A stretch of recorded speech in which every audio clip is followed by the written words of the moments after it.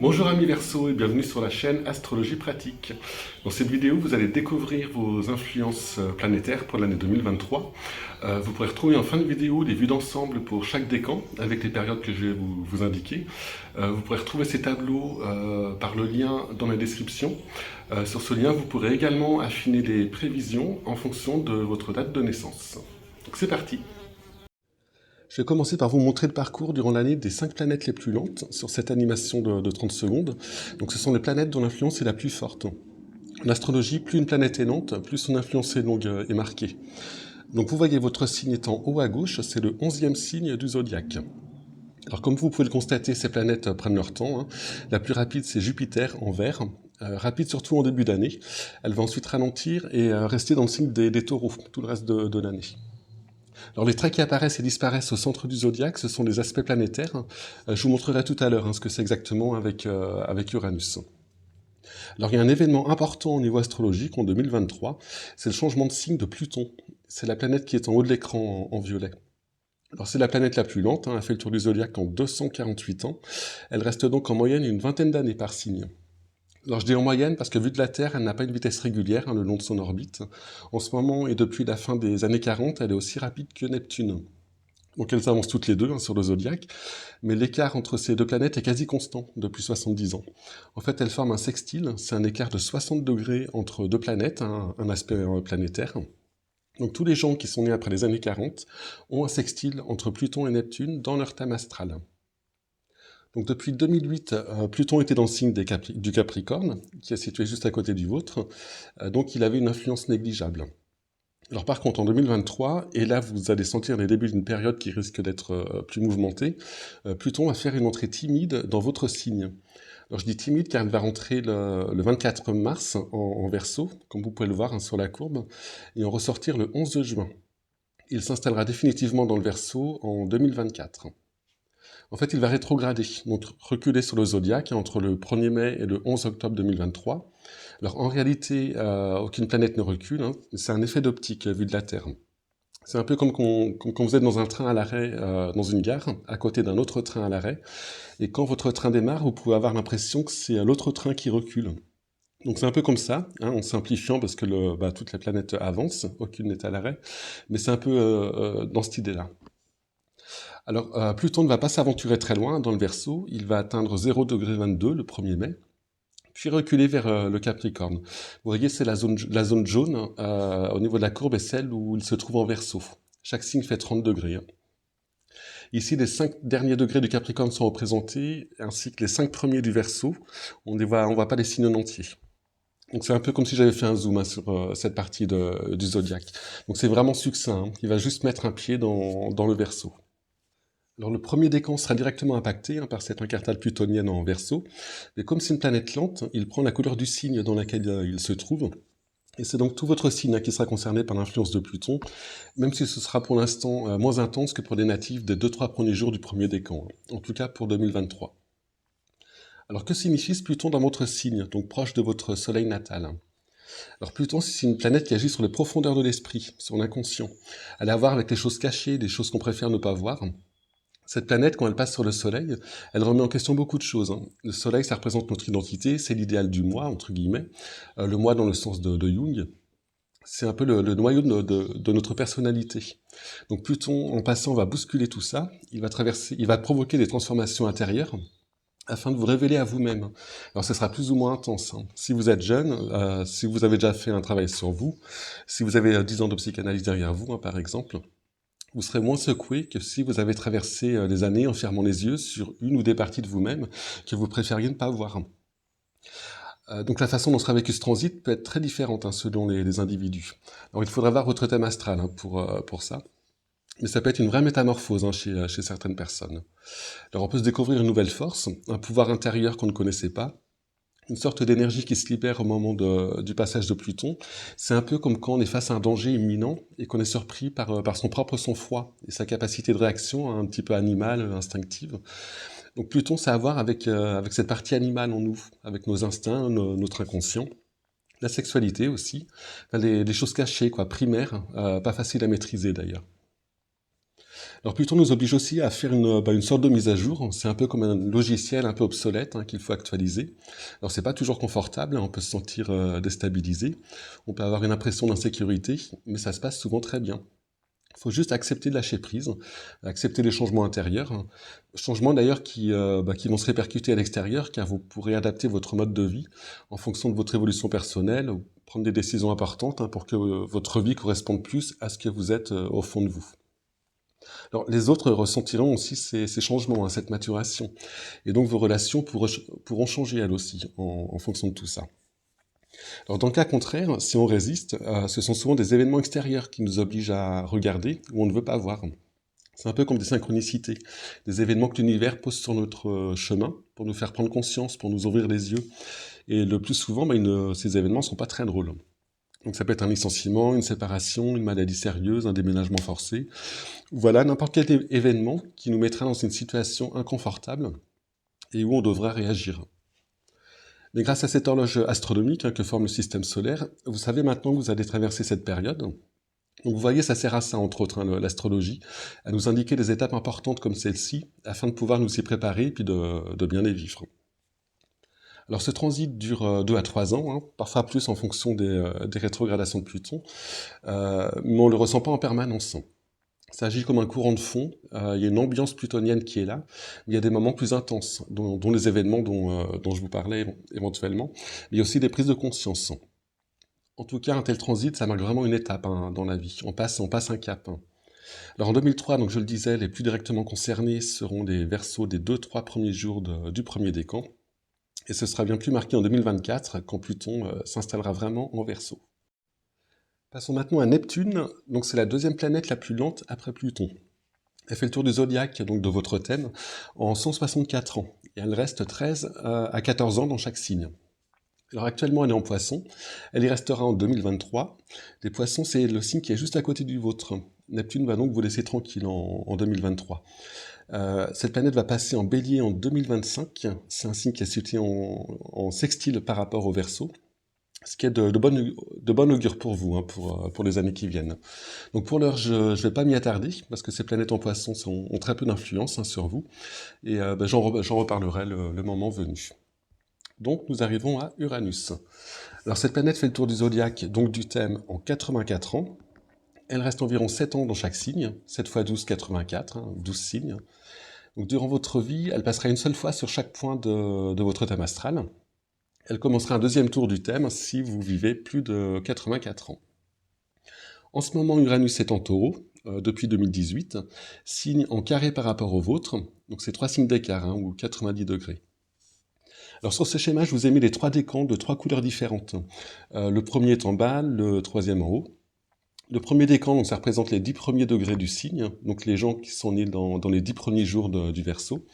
Le deuxième décan va de 10 à 20 degrés, et le troisième, ce sont les 10 derniers degrés.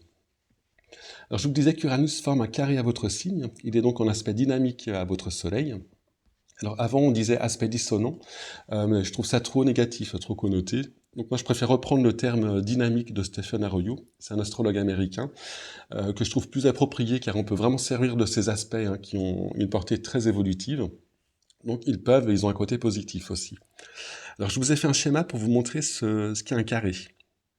Alors sur ce zodiaque, j'ai représenté le soleil de votre thème astral. Ici, il est à 15 degrés, mais dans le vôtre, il est entre 0 et 30 degrés, en fonction de votre date de naissance. Alors ce soleil ne bouge pas, le thème astral c'est le même durant toute notre vie. C'est un peu notre carte d'identité astrale. C'est sa position d'ailleurs qui détermine votre signe astrologique. Donc quand vous êtes né, le soleil était en Verseau, le signe en vert, donc vous êtes Verseau. Ensuite, à gauche en rouge, c'est Uranus. Donc là, ce n'est pas celui de votre thème astral, mais c'est Uranus à la position qu'il aura dans le ciel en 2023. Et plus exactement, le 4 février 2023, sur ce dessin. C'est donc Uranus en transit, celui qui va former des aspects aux planètes de notre thème astral durant son parcours autour du zodiaque. Donc en 2023, il est en Taureau, le signe rose. Il va donc être situé à 90 degrés de votre signe, donc de votre soleil, à plus ou moins quelques degrés près. 90 degrés, c'est 3 signes d'écart, chaque signe faisant 30 degrés. Alors 90 degrés, c'est un écart particulier qu'on appelle le carré. Alors on le représente traditionnellement par un trait rouge dans le zodiaque. Rouge parce que c'est un aspect de tension. Et les pointillés noirs sont jamais représentés, hein, c'est juste pour vous montrer l'écart angulaire. Alors, quel sera l'impact de ce carré d'Uranus sur vous? Donc Uranus, c'est une planète qui accélère, qui précipite, qui énergise. Il se passe des choses souvent très tangibles avec elle. Donc ça peut être des événements extérieurs ou des prises de décisions soudaines, imprévues, souvent étonnantes d'ailleurs. En fait, lors d'un transit d'Uranus, on ose franchir le pas. Si on avait quelque chose en tête depuis un moment, une envie un peu folle, un truc qu'on remettait à plus tard, en se disant je le ferai jamais, et bien là, on se décide sur un coup de tête. Donc du jour au lendemain, on peut prendre une décision majeure, on peut décider de changer de travail, de partenaire, de vie. En fait, tous les secteurs de la vie peuvent être touchés en fonction de la position des planètes dans votre thème astral. Mais attention, comme Uranus est en aspect dynamique, la décision peut être précipitée ou disproportionnée. On a aussi une grande envie de liberté et d'indépendance avec cet aspect d'Uranus. On peut donc claquer de la porte de son travail, de sa maison, on peut se rebeller contre des gens qu'on côtoie, se rebeller contre n'importe quoi. En fait, avec Uranus, on montre soudainement ce qu'on a au fond de soi. On peut plus se cacher si c'était le cas.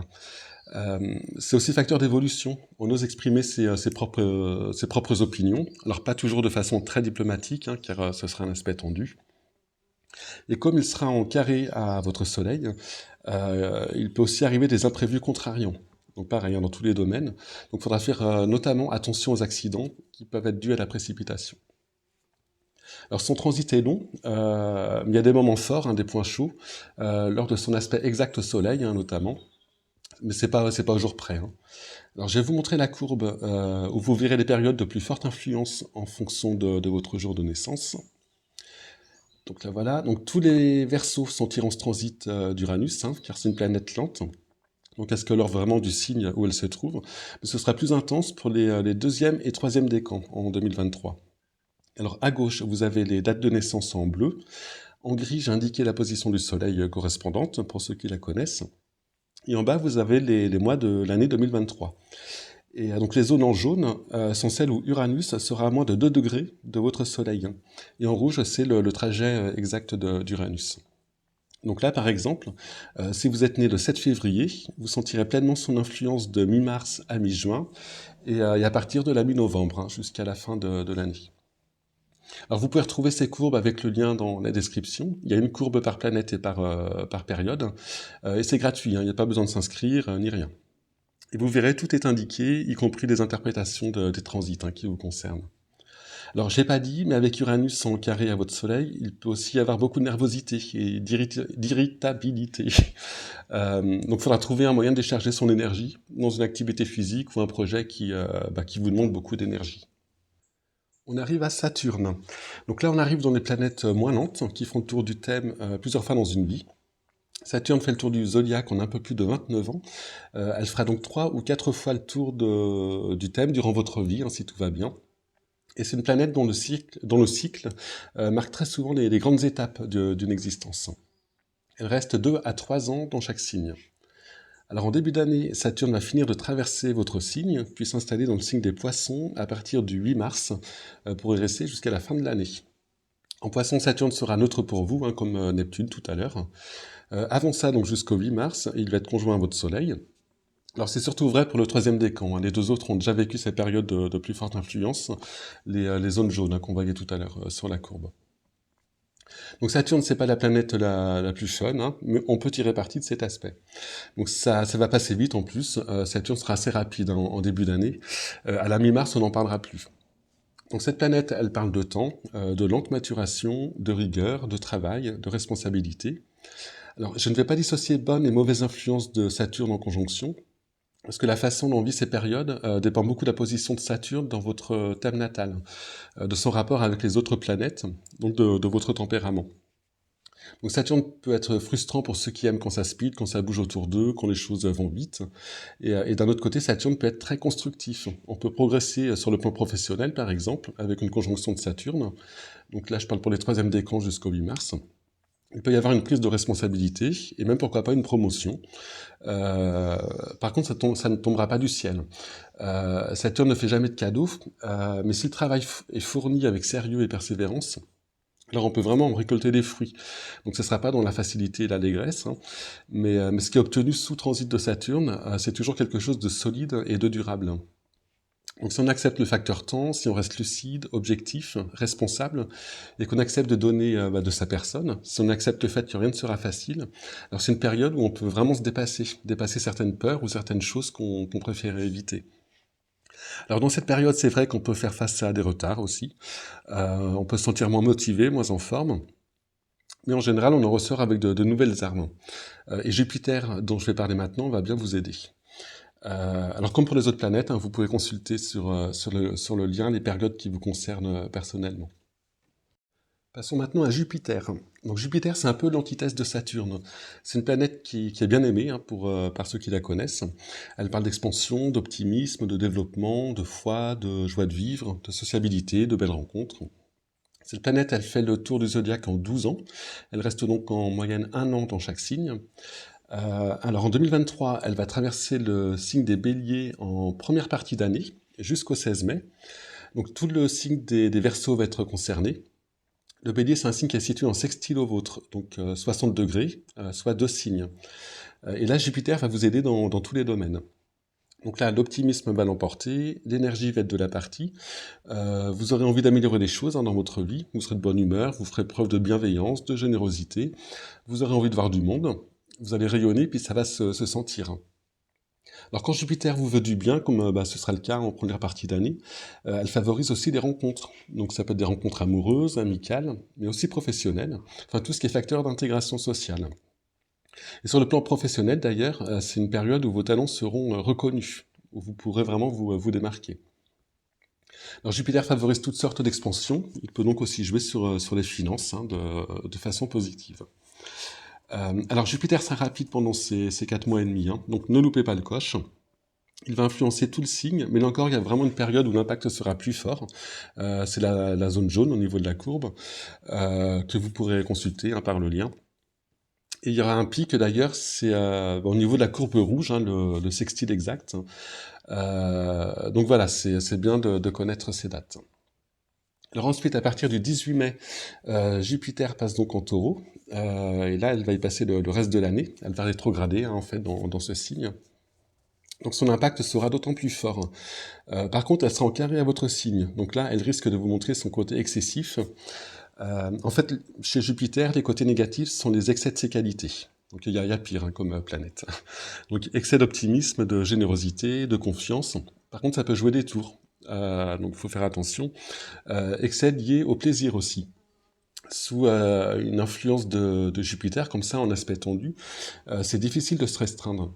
Donc si vous devez faire un régime par exemple, faut mieux le faire avant la mi-mai. En même temps ça tombe bien, ça sera juste avant l'été. Attention aussi aux prises de risques, hein. On peut avoir trop confiance en soi, et l'ego d'ailleurs peut aussi se gonfler facilement sous cette influence. Et à noter aussi, il peut y avoir des problèmes juridiques, hein, parce que Jupiter ça représente entre autres la justice. Alors, je passe maintenant aux planètes rapides. Alors, donc, elle n'installe pas de climat. Leur impact est de quelques jours, sauf lorsqu'elle rétrograde. Là, elle s'attarde alors plus longtemps sur une zone du zodiaque. Donc, pour ces planètes, je vais vous mettre les tableaux des vues d'ensemble. Je vais mettre les trois, un par décan. Et vous pourrez faire une pause sur celui qui vous intéresse, hein, si ça va trop vite. Vous pourrez d'ailleurs en profiter pour vous abonner à la chaîne. Alors, les premières lignes donc, sont celles des 5 planètes lentes dont je vous ai parlé. Donc pour ces 5 planètes, si les lignes ne sont pas colorées, ça ne veut pas dire qu'il n'y a pas d'influence sur votre signe, parce que le Verseau est concerné par toutes ces planètes en 2023, sauf Neptune hein, qui reste neutre. Comme je le disais, ces planètes lentes, elles prennent la couleur du signe, elles ont le temps de s'imprégner du signe, et donc elles peuvent influencer tous les signes en aspect avec elles. Mais les zones bleues et rouges sont vraiment les périodes où c'est le plus fortement ressenti, et où des événements liés à l'aspect sont susceptibles d'arriver. Les zones jaunes aussi. Hein. Alors par contre, pour les 4 lignes du bas, donc celles des planètes rapides, Mars, Soleil, Vénus et Mercure, seules les zones colorées sont importantes. Alors on commence avec Mars. Donc cette planète a commencé une rétrogradation en Gémeaux à la fin de l'année 2022. Elle a donc commencé à reculer dans ce signe, hein, fin octobre. En début janvier, elle sera toujours en rétrogradation. Et elle repartira en direct, donc dans le bon sens, le 13 janvier 2023. Alors, une rétrogradation de Mars, ça n'arrive pas très souvent, tous les 2 ans environ, même un petit peu plus. Son impact est donc à ce moment-là plus important. Et son impact sera important jusqu'en mars, car elle va rester assez lente après la rétrogradation, avant de reprendre ensuite son rythme de croisière. Donc au niveau des tableaux, c'est la période colorée en bleu, en janvier, février ou mars, selon votre décan, sur la ligne de Mars. Donc de début janvier à fin mars, tous les Gémeaux seront sous l'influence de cette planète, qui sera en trigone à leur Soleil, un très bon aspect. Alors ce ne sera pas en même temps pour tout le monde, je vous mets la courbe pour que vous puissiez voir la date qui vous intéresse. Donc vous voyez au tout début à gauche, la courbe descend, Mars est encore rétrograde, puis il semble s'arrêter vers le 8e degré des Gémeaux. Donc là, ceux qui sont nés entre le 26 et le 31 janvier seront très impactés. En fait, on dit en astrologie que la planète est stationnaire, quand elle semble ne plus bouger comme ça, et c'est là que son impact est le plus puissant pour les natifs que je viens de citer.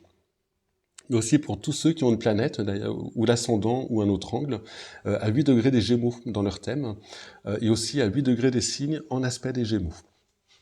Alors Mars, c'est une planète dynamisante, elle va vous donner la pêche, vous serez plus combatif, convaincant, plus entreprenant, surtout d'ailleurs à partir du 13 janvier, lorsque Mars repart en direct. En fait, la première quinzaine de janvier, ça devrait être plus une préparation, un peu comme une anticipation, alors plus ou moins consciente, mais de ce que vous pourriez déployer après. Alors je dis déployer parce que Mars sera en bon aspect de Jupiter dans le ciel, la planète qu'on aime bien, qui elle-même sera en bon aspect à votre Soleil. Donc durant tout ce transit, ce sera vraiment le moment pour agir, pour affirmer vos convictions, pour lancer des projets. Jupiter va augmenter l'énergie martienne et favoriser la concrétisation des actions que vous allez effectuer. Vous aurez donc les 2 planètes avec vous en même temps, ce qui est rare avec un Mars stationnaire ou rétrograde, donc profitez-en. Si vous avez des défis à relever, des combats à mener, vous serez vraiment bien armé dans ce début d'année. Alors il y a d'autres périodes bien plus courtes où Mars non rétrograde impactera votre signe en aspect, donc ce sont des périodes colorées en bleu et rouge. Donc là c'est un peu la même chose en moins fort, donc énergie, action, esprit d'entreprise, combativité, etc. Et pour les zones rouges, il peut y avoir en plus de la nervosité, de l'impatience, de la précipitation. En fait, l'énergie de Mars sera un petit peu moins contrôlable. Mais bon, c'est pas non plus, c'est pas la mort. Alors, on a ensuite le Soleil. Alors, cette planète, ce n'est pas vraiment une, on l'appelle luminaire d'ailleurs en astrologie, comme la Lune. Elle a très peu d'impact en transit. Par contre, elle peut jouer le rôle de déclencheur d'un aspect d'une planète lente. Donc ça, c'est lorsqu'une planète lente est en aspect avec votre Soleil, et on a vu que ce sera plusieurs fois le cas en 2023, si le Soleil rejoint dans le ciel cette planète lente, donc au niveau du zodiaque, lorsqu'elle rentre en conjonction, il peut déclencher le transit, c'est-à-dire déclencher un événement ou une prise de conscience ou n'importe quoi lié à cet aspect de cette planète lente qui dure plusieurs semaines ou plusieurs mois ou plusieurs années. Donc c'est un peu un point chaud du transit. Alors c'est pas systématique, mais ça arrive souvent. Alors vous pourrez voir si vous êtes concerné en 2023, donc ce sera le cas pour plusieurs natifs des 2e et 3e décans, en cliquant sur le mot soleil en vert sous le tableau de votre décan par le lien. Vous verrez, tout est expliqué en fonction de votre date de naissance, et le transit de la planète lente est rappelé ainsi que son interprétation. Alors ensuite on passe à Vénus. Alors cette planète elle est influente dans 2 cas, lorsqu'elle passe dans votre signe en Verseau et lorsqu'elle est rétrograde. Elle va passer en Verseau donc en tout début d'année, ça va se passer du 3 au 27 janvier, donc c'est la zone jaune sur les tableaux. Donc là c'est un moment où vous vous sentirez plus détendu, plus disponible aux autres, plus ouvert, un peu plus fleur bleue peut-être aussi. Vous serez réceptif à la beauté, à l'art, à l'harmonie en général, l'harmonie des choses. Donc ça devrait être plutôt sympa. Surtout que c'est aussi des moments où votre bien-être devrait se faire ressentir par les autres, et donc votre pouvoir de séduction sera accru à ce moment-là. Vénus, ça favorise aussi la chance. Elle parle de valeurs, alors celles que l'on se porte, vous aurez donc une bonne estime de vous-même, vous vous sentirez bien, mais elle parle aussi de valeurs en général, donc de finances, de possession, donc ça sera une bonne période pour ça. Alors elle va passer très vite là, en début d'année, donc il faudra vraiment regarder sur la courbe les jours qui vous concernent. Alors ensuite la rétrogradation, donc Vénus elle le fait une fois par an environ. Donc là, ce sera en Lion cette année, entre fin juillet et début septembre. Elle sera donc en opposition à votre signe, donc à votre Soleil. Alors, je vais vous montrer son parcours en Lion durant l'été. Donc, elle entre dans le signe du Lion le 5 juin et elle en ressort le 9 octobre. Alors, au niveau de son influence, ce sera un peu la même chose qu'en janvier, mais il faudra faire attention à la tentation de vouloir se laisser vivre, de faire un peu moins d'efforts, d'être plus dans le principe de plaisir que dans le principe de réalité. Mais bon, ce sera l'été, hein, c'est pas... voilà. Alors, il y aura aussi chez vous, lors de sa phase rétrograde, une volonté ou un besoin de remettre en question certaines valeurs personnelles. Quand elle rétrograde, on peut se demander si telle ou telle chose est vraiment bonne pour nous, ou si c'est une valeur qu'on a adoptée uniquement pour suivre une norme. Le premier décan ne sera pas directement sous sa rétrogradation, mais Vénus sera à ce moment-là comme une planète lente, hein, donc elle aura tout le temps de s'imprégner du signe, et donc tous les Verseaux seront quand même concernés hein, par cette atmosphère un peu vénusienne. On termine avec Mercure. Alors cette planète n'a d'influence que lorsqu'elle rétrograde. Elle rétrograde en moyenne 3 fois par an. Alors à chaque rétrogradation de Mercure, et d'une façon globale, on observe souvent des retards en tout genre, hein, qu'ils soient administratifs, au niveau de la mise en place de projets, au niveau des transports, des courriers. Il y a aussi souvent des difficultés au niveau de la communication à cause de manque de compréhension ou de manque d'ouverture à l'autre. Et des rétrogradations de Mercure en 2023, donc ce sera de mi-avril à mi-mai, de mi-août à mi-septembre et de mi-décembre jusqu'à la fin de l'année. Et il y en aura une aussi qui va se terminer donc du 1er au 1er janvier à mi-janvier, tout début 2023. Pour vous, votre soleil sera en carré donc à ce Mercure rétrograde d'avril-mai. Donc vous ressentirez alors sûrement le besoin de vous retrouver avec vous-même, un besoin d'introspection, de faire le point, de vous recentrer. Donc c'est la période rouge hein, au niveau des tableaux. Donc ce sont des périodes où vous vous sentirez peut-être un peu plus renfermé, un peu moins disponible aux autres. Et alors il y en a une autre aussi, mais alors là c'est vraiment le troisième décan, c'est pour les quelques derniers jours de décembre, donc j'en parlerai plus pour 2024. Et là, donc c'est la même chose, mais avec moins le côté moins disponible aux autres. Il y a moins le côté renfermé. C'est plus un moment où vous avez envie de faire le point, mais bien vécu. Alors les rétrogradations, c'est aussi des périodes, et là je parle de toutes, hein, pas celles qui vous concernent en particulier, où il faut mieux éviter de signer des papiers importants, des contrats, de lancer des projets, parce que là il y a un risque de retard ou difficultés imprévues. Alors c'est jamais des grosses difficultés, mais c'est des trucs qui prennent souvent un peu la tête, hein, souvent très chiant. Donc c'est utile à savoir. Donc voilà, on a fait le tour. J'espère que tout ça vous sera utile et que j'ai pas été trop technique.